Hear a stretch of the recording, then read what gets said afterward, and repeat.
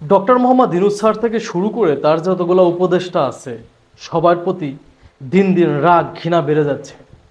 কারণ তাদেরকে দেখতেছি, অবজার্ভ করতেছি তারা কি করে, তারা কি পদক্ষেপ নেয় দেখতেছি। কবে যে তাদের বিরুদ্ধে কথা বলা শুরু করব বাংলাদেশের জনগণকে সাথে নিয়ে, এটা আসলে সময়ের ব্যবধান, কিন্তু শুধু সময়ের ব্যাপার। যে কোনো সময় বাংলাদেশের জনগণ কিন্তু ফুঁসে উঠবে, যে কোনো সময়। কথা হইলেই আমাদের যে প্রধান উপদেষ্টা সে কথায় কথায় বলে এটা ছাত্র জনতার বিপ্লবের সরকার, যে গণ অভ্যুত্থান বিপ্লবের মাধ্যমে হয়েছে। তা গণ অভ্যুত্থান বিপ্লবের মাধ্যমে হইলে এই যে উপদেষ্টা যে ইয়াটা করছেন এর মাঝে বিপ্লবী কয়জন আছে? বিপ্লবী তো কাউকে দেখি না। শুধু আসিফ নজরুল স্যারকে দেখি, যে আন্দোলন করছিল, আন্দোলনের ছাত্রদের সাথে রাজপথে আসছিল, এদেরকে দেখি। তাছাড়া তো একজনও দেখি না। আর আজকে বাংলাদেশের এই স্বাধীনতা অর্জনের পিছে এই ইয়াং জেনারেশনকে মোটিভেট করার জন্য, এই যে ইয়াং জেনারেশনকে রাজপথে নামার জন্য যে মানুষগুলা গুরুত্বপূর্ণ ভূমিকা পালন করছিল, সেই মানুষগুলোর ব্যাপারে আপনারা কেন এখনো চুপ? তারা এখনো কেন চুপ? বাংলাদেশের যদি শ্রেষ্ঠ সন্তান বলা হয় তাদেরকে বলতে হবে। যেমন পিনাকি দাদা, আজ পর্যন্ত কোনো উপদেষ্টাকে দেখলাম না যে পিনাকি দাদা কেন দেশে ফিরতেছে না এটা নিয়ে কোনো কথা বলতে। সমস্যা কি এটা নিয়ে কোনো কথা বলতে? এটা নিয়ে কোনো কথা বলবে না। হ্যাঁ, এটা নিয়ে কথা বলবে না। কনক সারোয়ার ভাই, আজ পর্যন্ত কোনো উপদেষ্টাকে দেখলাম না তাকে নিয়ে কথা বলতে। ভাই তোমরা ভুলে যাও কেন? যদি মনে করো যে ওই 1 মাসের আন্দোলনে এই দেশ স্বাধীন হয়েছে তাহলে ভুল।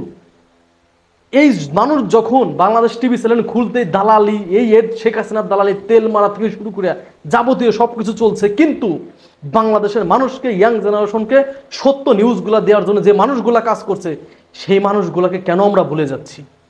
কেন? হ্যাঁ, স্বাধীনতা অর্জন করছো তোমরা শিক্ষার্থীদের মানে ক্রেডিট দিয়ে চলে যাচ্ছ না, এর পিছনে অনেক বড় ভূমিকা যাদের ছিল তাদেরকে কেন আমরা ভুলে যাচ্ছি? পিনাকি দাদা, কনক সরোয়ার ভাই, তারপরে ইলিয়াস ভাই, যারা ছিল, এই যে মুশফিক ফজল আনসারী ভাই দেশে গেছে, সে কিন্তু কথা বলছে অলরেডি। তাদের সামনে কি অফার ছিল? হ্যাঁ, এই পিনাকি দাদার সামনে কি অফার ছিল না? ইলিয়াস ভাইয়ের সামনে কি অফার ছিল না? এই কনক সরোয়ার ভাইয়ের সামনে কি অফার ছিল না? তাকে কি শেখ হাসিনা অফার দেয় নাই? তোমরা একটু চুপ করার জন্য। এই শেখ হাসিনা সব থেকে বড় হুমকির কারণ ছিল এরা। এই যারা বিদেশে বসে এই অনিয়মের বিরুদ্ধে কথা বলছে, বিভিন্ন সত্যগুলা তুলে ধরছে।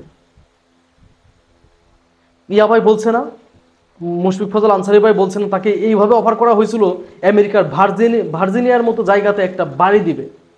ভার্জিনিয়া মানে কি বোঝে? ওইখানে একটা বাড়ির দাম কত? হ্যাঁ, এই অফারগুলোও তারা প্রত্যাখ্যান করছে। তারা কোনো টাকার দিকে তাকায় না, বাংলাদেশের জনগণের জন্য কাজ করছে, বাংলাদেশের জনগণের অধিকার আদায়ের জন্য কাজ করছে। আজকে তাদেরকে আমরা ভুলে গেছি। আজকে দেখলাম না যে কোনো টিভি চ্যানেল থেকে শুরু করে কোথাও এই যে উপদেষ্টা যারা আছে, এরা ইয়াং যে দুজন আছে, অ্যাটলিস্ট নাহিদ আর হচ্ছে আপনার আসিফ মাহমুদ, আপনাদের তো উচিত ছিল যে এদেরকে নিয়ে কথা বলা। কারণ আপনারা তো জানেন যে এদের ভূমিকা কি ছিল এই স্বাধীনতার জন্য।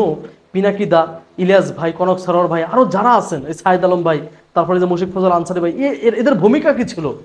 হ্যাঁ, আর এরা কেন দেশে আসতেছে না? এই ব্যাপারটা নিয়ে কেন আপনারা কথা বলতেছেন না? মনে করতেছেন পায়ে গেছি ডক্টর মোহাম্মদ ইউনূসকে প্রধান বানাই, আর যে সমাজের কিছু সুশীল ব্যক্তিকে নিয়ে বানায় ফেলাইছে হয়ে গেছে কি? তাহলে বিপ্লবী ঘোষণা কেন করেন? বিপ্লবীর কথা কেন বলেন? বিপ্লবী যদি কোনো কথা বলতে হয় তাহলে এরা আসবে আগে। এদের অবস্থান হওয়া উচিত ছিল, উপদেষ্টাদের এদের থাকা উচিত ছিল। ওরা এরা নাই কেন? কিসের কিসের বকা দিতে হয়? কিসের বিপ্লবের সরকার বলেন? কিসের বিপ্লবের সরকার? হ্যাঁ, আপনারা যদি মনে করেন যে এদেরকে ভুলে যাবেন, ভুলে গিয়ে আপনারা দেশ চালাবেন সুন্দরভাবে, হ্যাঁ, আমরা কিন্তু আপনাদের পিছে লেগে যাবো ভাই, ঢক মতো লাগবো, পরে বুঝেন।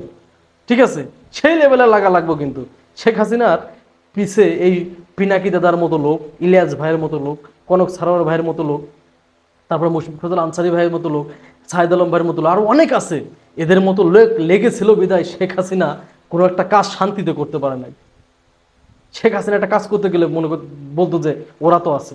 কারণ একটা টিভি চ্যানেলে একটা নিউজ প্রচার হইলে যে ভিউ না হইতো তার থেকে বেশি ভিউ হইতো ইলিয়াস ভাই একটা নিউজ করলে, পিনাকি দাদা একটা নিউজ করলে, একটা ভিডিও বানাইলে।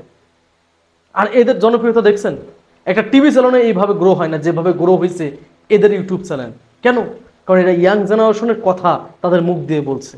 ইয়াং জেনারেশন কি চায়, কি জানতে চায় ইয়াং জেনারেশন, এটা জানানোর জন্য কাজ করছে। আর আপনারা মানে ক্ষমতা পেয়ে শেখ হাসিনার পতন হয়ে গেছে আর এদেরকেই ভুলে যাবেন? গতকালের টক শোতে কিন্তু এই কথাগুলো উঠছিল, এরা সবাই বসছিল এক টক শোতে, কনক সরোয়ার ভাই লাইভে। আমি অবাক হয়ে গেছি এই মানুষগুলাকে একসাথে দেখে, সত্যি বলতেছি, মানে অবাক হয়ে গেছি। এরাই তো জাতির শ্রেষ্ঠ সন্তান, এদেরকে কেন ভুলে যাচ্ছি? এদেরকে ভুলে যায়েন না। এদেরকে ভুললে এই দেশটা সুন্দরভাবে চালাইতে পারবেন না। হ্যাঁ, এদেরকে ভুলে গেলে দেশ সুন্দরভাবে চালাইতে পারবেন না। এদেরকে নিয়ে আপনার কাজ করতে হবে। একটা কথা মাথায় রাখবেন, এদেরকে সাথে নিয়ে কাজ করতে হবে। এরা একটা প্রতিষ্ঠান, এটা মাথায় রাখতে হবে আপনাকে। পিনাকি একটা নাম না, পিনাকি একটা ব্র্যান্ড। ইলিয়াস একটা নাম না, ইলিয়াস একটা ব্র্যান্ড। কনক সানোয়ার একটা নাম না, কনক সানোয়ার একটা ব্র্যান্ড।